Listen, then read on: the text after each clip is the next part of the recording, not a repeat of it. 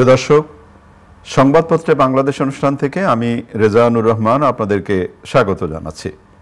বিভিন্ন জাতীয় দৈনিকে প্রকাশিত খবরের বিশ্লেষণ নিয়ে আমাদের আজকের এই অনুষ্ঠানে অতিথি হিসেবে উপস্থিত আছেন দৈনিক যুগান্তরের চিফ রিপোর্টার মাসুদ করিম। কেমন আছেন? আলহামদুলিল্লাহ ভালো, আশা করি আপনিও ভালো আছেন।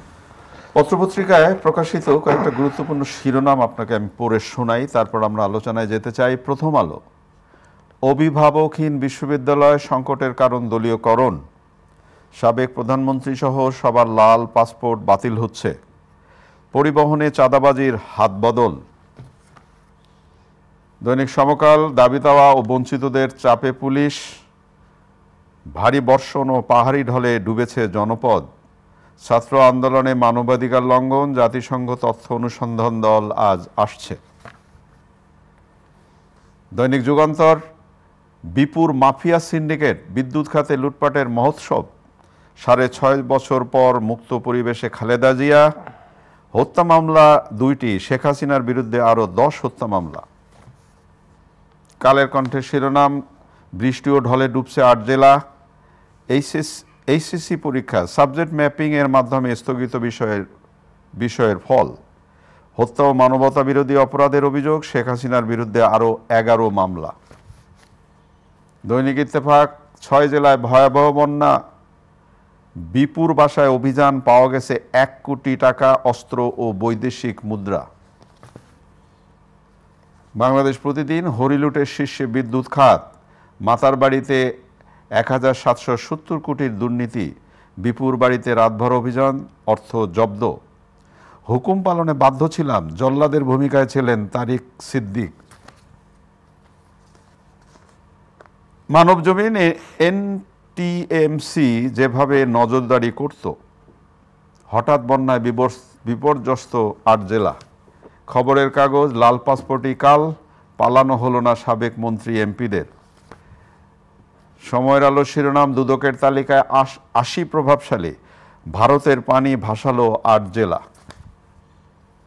দৈনিক দেশ রূপান্তর, পুলিশে ছিল ব্র্যান্ড গোপালগঞ্জ, টানা বৃষ্টির সঙ্গে ভারতের পানি ডুবছে ফেনী, কুমিল্লা, খাগড়াছড়ি। কালবেলা শিরোনাম, আনিসুলের ছোঁয়ায় বিচারাঙ্গন চালাতেন তৌফিকা করিম, ওয়াশ শিল্প মালিকের কর নথি অনুসন্ধানে এনবিআর। দৈনিক জনকণ্ঠ, ৮ জেলা বন্যা কবলিত, ঢাকা বিশ্ববিদ্যালয়ে খুন হয়, বিচার হয় না। খুব করুণ শিরোনাম যে ঢাকা বিশ্ববিদ্যালয়ে খুন হয়, বিচার হয় না। সময় পেলে হয়তো আমরা এই আলোচনাটি করব, কিন্তু তার আগে বন্যায় ভাসছে প্রায়, কেউ লিখছে ৬ জেলা, কেউ ৮ জেলা।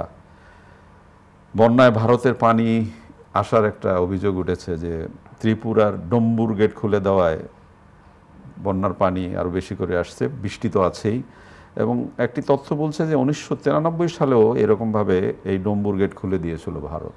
আপনার কি মনে হয়? ধন্যবাদ।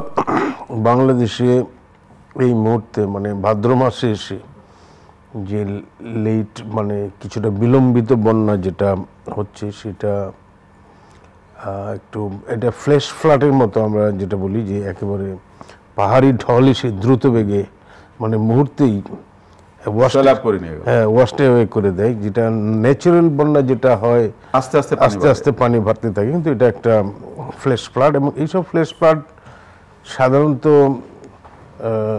মানে দ্রুতই নেমে যাওয়ারও কথা, কিন্তু যেহেতু আমাদের এখানে অনেক বাঁধ টাধ হয়েছে এবং পানি নেমে যাওয়া বন্ধ হয়ে গেছে। বিশেষ করে এখানে সবচেয়ে বড় রিজার্ভার হলো যেহেতু ইস্টার্ন পূর্বাঞ্চল থেকে এটা আসছে, সেখানে হাওরগুলি একটা বড় রিজার্ভার ছিল। তো হাওরের মধ্যেও রাস্তাঘাট এই সমস্ত করার কারণে এই জিনিসগুলি হচ্ছে। বিশেষ করে লল্যান্ডগুলি, জলাশয়গুলি, এই যেগুলিতে মাছ চাষটা হচ্ছে, সেগুলি ভরাট টরাট হয়ে গেছে নদীগুলি, সেটা একটা বিরাট ব্যাপার। তবে এটা আমরা জানি যে বাংলাদেশের সাথে ৫৪টির মতো অভিন্ন নদী আছে ভারতের, এবং ভারতের এইসব নদীগুলির মোস্ট অফ দ্যাম মানে একটা দুইটা বাদে সব নদীগুলি উজানে হলো ভারত থেকে উৎপত্তি। উৎসটা দুই একটা হয়তো আমাদের দেশ থেকে উৎপত্তি আছে, যেমন সাঙ্গু কিংবা যেটা এই দুইটা ফেনী রিভার এগুলি, কিন্তু বেশিরভাগ বড় বড় নদী সবই মানে ভারত হলো আমাদের উজানে। সবই যে ভারত থেকে উৎপত্তি তা নয়, কিছু কিছু নদী আবার চায়না থেকে উৎপত্তি করছে। তো এখানে যে জিনিসটা, এই 54 নদী পানিটা কিভাবে শেয়ারিং হবে সেই ব্যাপারে আমাদের অভিন্ন কোনো বা কমন কোনো চুক্তি নাই দুই দেশের মধ্যে।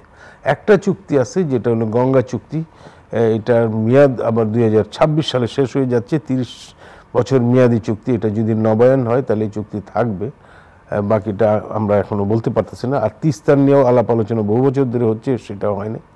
এখন কিন্তু বরাবরই একটা আলোচনা ভারত, বাংলাদেশ, চায়না কিংবা রিজিয়নের ক্ষেত্রে যে এই রিভারগুলির একটা লেন্থের ভিত্তিতে, মানে লেন্থের ভিত্তিতে না, মানে এটা অববাহিকা ভিত্তিক ম্যানেজমেন্ট করা। মানে আপনি যেটা মানে ইন্টারন্যাশনাল আইনে আছে যে এই রিভার্স বা ওয়াটার রিসোর্সেস, এটা হলো শেয়ার্ড রিসোর্স। আপনি যদি ভাটিতে থাকেন, আপনি শুষ্ক মৌসুমে পানি পাবেন না, বর্ষায় অতিরিক্ত পানি আপনাকে ডোবাবে, এটা কিন্তু ফেয়ার না, বা এটা ইন্টারন্যাশনাল আইনে সমর্থন করে না। সেই জন্যেই বহু বছর ধরে আমরা এই আলাপ আলোচনাটা করতে যাচ্ছি ভারতের সাথে, যে আমরা একটা অববাহিকা ভিত্তিক রিভার ম্যানেজমেন্টে এই নদীটা যেসব দেশের উপর দিয়ে প্রবাহিত, সেই সব দেশগুলি সবাই মিলে কিভাবে অগমেন্টেশন করা যায়, মানে বেশি পানি যাতে আসতে পারে, যেতে পারে দ্রুত, এই নদীটা খনন করা বা ব্যবস্থাপনায় যা যা, বর্ষাকালে একরকম, শুষ্ক ঋতুতে আরেক রকম, সেটা কমন একটা আমব্রেলা চুক্তির মতো করার কথাবার্তা কিন্তু হচ্ছে, কিন্তু এগুলো অগ্রসর হচ্ছে না। এখন এই জিনিসটা হচ্ছে যে এই ব্যাপারটাও তাই হয়েছে হয়তো। এখানে আরও একটা ব্যাপার আছে যে ফ্লাডের ক্ষেত্রে আমরা যেটা শুনেছি যে পূর্বে বিশেষ করে ত্রিপুরা, এবার এই মেঘালয় হচ্ছে ত্রিপুরা এবার বেশি বৃষ্টিপাত হয়েছে স্মরণকালের মধ্যে। আপনি 93 বললেন, সেই ধাঁচের বৃষ্টিপাত হয়েছে। এই ধরনের ক্ষেত্রে আমাদের সাথে চুক্তি আছে ভারতের, যে এই ধরনের বৃষ্টিপাতের সম্ভাবনা যে ফোরকাস্টিংটা থাকে তাদের কাছে, সেই ফোরকাস্টিংটা ইমিডিয়েটলি বাংলাদেশকে জানানো, যাতে বাংলাদেশও আবার দ্রুত বেগে এটার ব্যবস্থাপনা নিতে পারে। এবং সেটা জানিয়েছিল কিনা আমি ঠিক জানি না। যদি সেটা জানিয়ে থাকে তাইলে তো সেই ক্ষেত্রে এখানে কি প্রিপারেশন, মানে বিশেষ করে দুর্যোগ ব্যবস্থাপনা মন্ত্রণালয় বা আবহাওয়া দপ্তর বা তারা নিয়েছিল সেটা। আর যদি না জানিয়ে থাকে তাইলে তো আমি বলবো যে এটা সঠিক হয় নাই। সেটা তো চুক্তির সাথে আমাদের সাথে যে সম্পর্ক দুই দেশের মধ্যে, প্রতিবেশী দেশের মধ্যে, সেই সম্পর্কের প্রতিফলন সেখানে ঘটে নাই। তো আমি যেটা বলবো যে আমি ইন এ জেনারেল স্পেসে বলতে চাই যে ভারত এবং বাংলাদেশ দুইটা প্রতিবেশী রাষ্ট্রের মধ্যে সম্পর্কটা বহুমুখী সম্পর্ক, এবং একে অন্যের কনসার্ন যেটা আছে, যার যেটা কনসার্ন, সেটা অ্যাড্রেস করা হইলেও মানে সবচেয়ে উচিত। যেমন এখন আপনি যদি একতরফাভাবে ইন্ডিয়ান কনসার্ন সব, তাদের যে উদ্বেগ, তাদের যেগুলি চাহিদা, সেগুলি মিটাইতে থাকেন, আর আমাদের যেটা কনসার্ন সেটা যদি তারা না মিটায়, বা এটা উল্টাটাও হইতে পারে, তো সেই ক্ষেত্রে কিন্তু একটা ট্রাস্টের অভাব দেখা দিতে পারে। হ্যাঁ, ওইটাই চলছে। বাংলাদেশের কি হয় হোক আমি জানি না, আমি আগে বাসি। হ্যাঁ, তো সেই জন্য আমি বলতেছি যে আমাদের জন্য এটা বড় কনসার্ন লং টাইম, যে ওয়াটার রিসোর্স ম্যানেজমেন্ট আমরা ভাটিতে আসি, যাতে আমাদের এই ওয়াটার এই জায়গাটা কিন্তু অগ্রগতি কম। আপনি দেখবেন যে ওনাদের যে কনসার্ন, সিকিউরিটি কনসার্ন বলেন বা ট্রানজিটে কনসার্ন বলেন, কানেক্টিভিটি, এই সমস্ত বিষয়গুলিতে বেশ অগ্রগতি হয়েছে। আমি বলবো না যে এইসব অগ্রগতি হওয়ার দরকার নেই, হওয়া উচিত, কিন্তু অ্যাট দ্য সেম টাইম আমাদের দেশের মানুষের ফেয়ার ট্রেড বিজনেস, কিংবা আমরা যদি বলি যে এই যে ওয়াটার রিসোর্সের ম্যানেজমেন্ট বা বর্ডার কিলিং যদি বন্ধ করা, এই কনসার্নগুলি কিন্তু সমানভাবে গুরুত্বপূর্ণ। আমি আশা করব যে দুই দেশের নেতৃবৃন্দ এই বিষয়ে আলাপ আলোচনা করি। অনেক ধন্যবাদ আপনাকে। আমরা শিক্ষাঙ্গন নিয়ে বেশ কথা বলছি। করোনাকালে সবচেয়ে ক্ষতিগ্রস্ত ছিল বাংলাদেশের শিক্ষাঙ্গন, এবং এই গণতান্ত্রিক আন্দোলনে ছাত্রছাত্রীরা যে গৌরবোজ্জ্বল ভূমিকা পালন করলো সেটা স্যালুট করতেই হয়। প্রথম আলোতে আজকে দুটি শিরোনাম আমি আপনাকে যদি পড়ে শোনাই। অভিভাবকহীন বিশ্ববিদ্যালয় সংকটের কারণ দলীয়করণ, এবং এখানে যেটা বলা হচ্ছে যে দেশে চালু পাবলিক বিশ্ববিদ্যালয়ে 55টি 27 জন উপাচার্য পদত্যাগ করেছেন, 22 জন সহ উপাচার্য পদত্যাগ করেছেন, 7 জন কোষাধ্যক্ষ পদত্যাগ করেছেন। এতে গেল বিশ্ববিদ্যালয়ের ব্যাপার। এবং মাননীয় উপদেষ্টা যে কথাটি বলেছেন খুব গুরুত্বপূর্ণ। বিপিএমের শিক্ষা উপদেষ্টা, শিক্ষাঙ্গন ব্যক্তিগতভাবে কাউকে যেন অপমানিত করা না হয়, মানে শিক্ষাঙ্গনে ব্যক্তিগতভাবে কাউকে অপমানিত করা যাবে না। আমি তাহলে উপদেষ্টার কথা থেকে শুরু করি। আমি যেটা বলতে চাচ্ছি যে এই যে রাষ্ট্রীয় পট পরিবর্তন, ক্ষমতার বদল, এইটা কিন্তু একটা চিরন্তন ব্যাপার। মানে কেউ চাইলেও হবে পরিবর্তন, না চাইলেও হবে। যেটা এই যে গত যে সরকারের পতন হলো, সেটা কিন্তু ওনাদের প্রত্যাশার মধ্যে ছিল না, কিন্তু অপ্রত্যাশিতভাবে হয়েছে এবং রক্তপাতের মাধ্যমে হয়েছে। অনেক ক্ষেত্রে শান্তিপূর্ণভাবে পরিবর্তন হয়।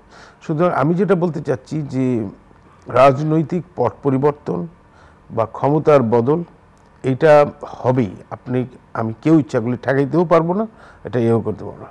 কিন্তু এই পরিবর্তনের ফলে এটার যে অ্যাসপিরেশন, যে ভালো অ্যাসপিরেশনগুলি থাকে এই পরিবর্তনের পেছনে, খারাপও থাকতে পারে, কিন্তু ভালোটার কথা আমি বলছি, যে ভালো প্রত্যাশাগুলি থাকে সেই পূরণ করাটা হইল আমাদের একটা শিক্ষা। কারণ এখানে বহু মানুষ রক্ত দিয়ে এই পরিবর্তন ঘটেছে এবং তাদের একটা ইচ্ছা ছিল, আকাঙ্ক্ষা ছিল যে এই দেশে একটা শিক্ষাঙ্গন বলেন আর সমাজ বলেন সেই জায়গায় একটা পরিবর্তন আনা, ইতিবাচক বৈষম্যহীন সমাজ ব্যবস্থা প্রতিষ্ঠা করা। তো সেই জায়গাটা কিন্তু আমাদের নজর দেওয়া দরকার সবার আগে। আচ্ছা মাসুদ করিম, আমি জাস্ট আপনাকে ছোট করে দামিয়ে দিয়ে জানা যদি বিশেষ করে বিশেষ কিছু জায়গা যেমন শিক্ষাঙ্গন, বিশ্ববিদ্যালয়, তো সেখানে বহু মত পথের ছাত্রছাত্রী পড়াশোনা করবে, এটাই স্বাভাবিক। কিন্তু সেখানে যিনি দায়িত্বে থাকবেন উপাচার্য, তার কি দলীয় দৃষ্টিভঙ্গি থেকে নিয়োগ প্রাপ্ত হওয়া খুব জরুরি, নাকি একজন নিরপেক্ষ মানুষের, নাকি পাওয়া যায় না নিরপেক্ষ মানুষ? না, সেটা না, কিন্তু আমাদের এখানে তো শিক্ষাঙ্গনে তো পরিবেশটা অন্যরকম। আপনারা দেখছেন যে আমরা শিক্ষকরা তো অত্যন্ত গুরুজন, শ্রদ্ধেয়। দুই দিক থেকেই খারাপ হয়েছে পরিবেশটা, যেটা উপদেষ্টা মহোদয় বললেন যে, এবং আমিও যেটা বলতে চাচ্ছিলাম যে এই পরিবর্তনের সাথে আমাদের মূল্যবোধগুলি বদলে দেওয়া ঠিক হবে না। আমরা যে উনি যেটা বলেন যে ব্যক্তিগতভাবে এসাল্ট করা বা করা ঠিক হবে না, কারণ এটা যিনি শিক্ষক, প্রথম কথা হলো যে শিক্ষকের দায়িত্ব আমাদের সমাজে এখন, এই যে বিশ্ববিদ্যালয়ের শিক্ষকরাই বিশেষ করে যদি বলি, ওনার সর্বোচ্চ বিদ্যাপীঠের, ওনারা তো একটা জাতির বিবেক বা দর্পণ। আপনি জাতির বিবেক বললেন, এখন কেউ যদি লাল দল, সাদা দল, সেটাই বলছি যে আমাকে একটা দলকে আবার সাপোর্ট না, ওনারা যদি সেইটা ভাবে না দেখে, ওনারা যদি যেটা করণীয় সেই শিক্ষাটা না দেন, তাইলে তো ছাত্ররাও সেটা শিখবে না, এক। আর দ্বিতীয় কথা হলো ছাত্রদেরও উচিত যে কোনো পরিস্থিতিতেই শিক্ষকের প্রতি সম্মানটা বজায় রাখা। সেটা হইতে পারে উনি শিক্ষক হিসেবে হয়তো, ছাত্ররা এখানে সেই আবার বাড়তি আলাদা কথা বলেন যে সেই শিক্ষক যদি সম্মানেরই প্রাপ্য না হন, তাহলে আমি তাকে কেন সম্মান দেব, এটা একটা আছে। সেটা আমি বলবো যে এটা আমি শিক্ষকদের সম্মান দেওয়ার জন্যই বলবো। আমি বলবো যে প্রথমত শিক্ষকদেরই উচিত তাদের যে মর্যাদাপূর্ণ আসনটা ধরে রাখা। কারণ এখানে আমি যে বিশ্ববিদ্যালয়ে পড়েছি জাহাঙ্গীরনগরে, আপনি পড়েছেন ঢাকা বিশ্ববিদ্যালয়ে, আমরা শিক্ষকদের দেখেছি যে তারা কী ধরনের নোংরা রাজনীতির সাথে যুক্ত হন। রাজনীতি, যে দলীয় রাজনীতি, আওয়ামী লীগ, বিএনপি বা অন্যান্য দলের রাজনীতি, সেটাই শুধু না, তাদের ভিতরে ভিসি হওয়ার যে দৌড়ের যে প্রতিযোগিতা, তারপরে এখানকার সুযোগ সুবিধার, এইগুলি একটা শিক্ষকের মানায় না। কিন্তু তারপরেও আমি বলবো শিক্ষকদের প্রতি যথাযথ সম্মান প্রদর্শন করা উচিত। কারণ সম্মান কাউকে দিলে নিজের সম্মান কমে না, নিজের সম্মান বাড়ে, কেউ তাতে ছোট হয় না। এই যে শিরোনামটি পত্রিকায় ছাপা হয়েছে, পরিবহনে চাঁদাবাজির হাত বদল, মানে আপনার কি এটা কাঙ্ক্ষিত ছিল, যেটা এখানে বলা হচ্ছে যে সরকার পরিবর্তনের পর আওয়ামী লীগ নেতারা আত্মগোপনে পরিবহন সমিতিগুলো অফিস চালাচ্ছে বিএনপি নেতা, তাহলে কি দাঁড়ালো? মানে একটা জায়গা থেকে আরেকটা পরিবর্তন হয়ে গেল, পরিবর্তন তো সেভাবে আর কিছু হলো না। তাহলে না, আমরা সেটাই তো বললাম, যে আকাঙ্ক্ষা নিয়ে পরিবর্তন, যে আকাঙ্ক্ষার জন্য এত রক্তদান, সেটা কিন্তু প্রতিটা ক্ষেত্রে প্রতিফলন থাকতে হবে, এবং সেই প্রতিফলনের জায়গাটা কিন্তু হয় না। এই যে আপনারা দেখেন কালকে কোথায় যেন দেখলাম মারামারি এগুলো যারা রিপ্লেস করতেছে তাদের মধ্যে। তো আমি যেটা বলতে চাচ্ছি যে একটা ইতিবাচক পরিবহন, আপনি যে পরিবহনের মালিক বলেন, শ্রমিক বলেন, চাঁদাবাজি বলেন, যদি একই থাকে, লোক ভিন্ন হয়, তাইলে তো কোনো এখানে এই রক্তদানটা তো আমরা সম্মান জানাইলাম না। যারা শহীদ হলেন, যারা আত্মত্যাগ করলেন এত বড় পরিবর্তনের আশায়, সেই জায়গাটাতে তো আমরা এটা মনে করি যে এই সমস্ত জায়গায় সংস্কার করা দরকার, পরিবহন আশু সংস্কার। কারণ পরিবহনের আন্দোলনটা কিন্তু প্রথম ছিল 2018 সালে যে। এবং একটা জিনিস আপনি খেয়াল করবেন, যখন এই যে সরকার গঠন হলো, বর্তমান সরকার, তারপরেই চাঁদাবাজিটা কমে গেল এবং কারওয়ান বাজারের ব্যবসায়ীরা কিন্তু বললেন যে আমরা যেহেতু ঘাটে ঘাটে চাঁদা দিতে হয় না বলেই আমরা পণ্যের দাম কমাতে পারছি। তার মানে সাধারণ মানুষের একটা সুযোগ তৈরি হলো, কিন্তু এখন যদি আবার সেই পরিবহনের জায়গায় যদি আবার সেই চাঁদাবাজি ঘাটে ঘাটে ঘাটে কত চাঁদাবাজি হয়, তাহলে তো একই ঘটনা ঘটলো। আমাদের সেই জায়গাটা সাস্টেন করা উচিত যে চাঁদাবাজি হবে না, এবং এটা পরিবহন সেক্টরে হবে না। শুধু চাঁদাবাজি না, নিয়ম নীতিটাও মেনে চলা। যেমন এই যে আমাদের এখানে ট্রাফিকের মানে আইন কানুন মানতে চায় না, কয়েকদিন বাচ্চারা যখন চালাইছে তখন কিছুটা শৃঙ্খলা ছিল, এখন আবার আগের অবস্থায়। ওখানে অন্যান্য দেশে দেখা যাচ্ছে যে যিনি ড্রাইভিং করেন তার আবার 100 পয়েন্ট আছে, উনি যদি ড্রাইভিং অবস্থায় কথা বলেন মোবাইলে 50 পয়েন্ট কাটা যায়, যদি ওভার স্পিডে চালান তাহলে 5 পয়েন্ট কাটা যায়, 100 পয়েন্ট কাটা গেলে 5 বছরের জন্য লাইসেন্স কবে হবে সেই সময়? তো আমি বলছি যে সেটা এনফোর্স করতে হবে। এনফোর্স করার আগে আপনাকে ক্যাম্পেইন করতে হবে যে তোমাদের জন্য এই আছে ফেইটে, এবং সেই জিনিসগুলিতে আমরা যদি কাজ না করি তাহলে এই সমস্ত পরিবর্তনের যথাযথ সুফল আমাদের ঘরে উঠবে না। তা আমরা যেটা চাচ্ছি, যেটা ন্যায় ভিত্তিক আদর্শ মানবিক গুণাবলী সম্পন্ন সমাজ প্রতিষ্ঠা করতে, সেই প্রতিষ্ঠার লক্ষ্যে আমাদের সবাইকেই কাজ করতে হবে। মাসুদ করিম, আমরা একেবারে অনুষ্ঠানের শেষের দিকে, সরকারের বয়স হয়তো কত 2 সপ্তাহের বেশি হয়নি এখনো, কিন্তু আমরা এই সুযোগে যেমন ধরুন প্রথম আলোতে একটি ছবি ছাপা আছে দাবি, মানে দাবি নিয়ে আমরা যেভাবে এই যে মাননীয় প্রধান উপদেষ্টার বাসভবন বা অফিসে যাচ্ছি, এই যে দাবি আদায় করার যে এখন একটা স্রোত তৈরি হয়েছে, এই সরকারকে কি একটু সময় দেওয়া উচিত না? প্রথম কথা হলো এই সমস্ত দাবিগুলি প্রথমত এইগুলি কতটা ন্যায্য আমার যথেষ্ট প্রশ্ন আছে। মানে অতীতে যারা যা করেছে সবই অন্যায্যভাবে, এটা আপনি যাচাই বাছাই না করে বলা যায় না। আমি যেমন ব্যাংকিং সিস্টেমে দেখি যে অনেক দাবি, কিন্তু দেখা যাচ্ছে এগুলি অযৌক্তিক দাবি, অনেক দাবি, সেটা একটা দিক আছে। আরেকটা দিক হলো যে সরকার 6 মাস না যাওয়া পর্যন্ত, মানে সে তো জিনিসটা বোঝার জন্য তো সময়ের দরকার। সুতরাং এই ধরনের যে দাবি যারা উত্থাপন করে এরা কিন্তু এটা দুরভিসন্ধিমূলক অনেক ক্ষেত্রে, সব ক্ষেত্রে না, সব ক্ষেত্রে না, অনেক ক্ষেত্রে। আমি বলছি যে অনেক ক্ষেত্রে এটা হয়। এটা সুযোগের, আপনি যেটা বলেন সদ্ব্যবহার করা, যে রিপ্লেস করে দেওয়া, ঠিক আছে, এখন চলেন এখনই বলি হবে। আবার অনেকে রঙ পাল্টাচ্ছে। আমি মনে করি যে এটা উপযুক্ত সময় না দাবি পেশ করার।